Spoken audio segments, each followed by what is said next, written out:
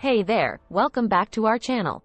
Today, we're going to talk about a feature that's often overlooked but can be really useful on your smartphone: airplane mode. Airplane mode is a setting that disables all wireless connections on your device.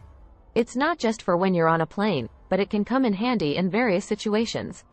One of the main benefits of airplane mode is that it conserves battery life. When you're in an area with poor reception or no signal, your phone constantly searches for a connection, draining the battery.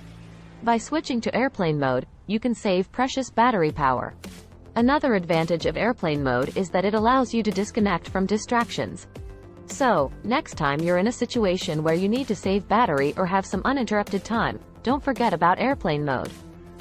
It's a simple feature that can make a big difference. That's it for today's video. If you found this information helpful, give it a thumbs up and subscribe to our channel for more tech tips.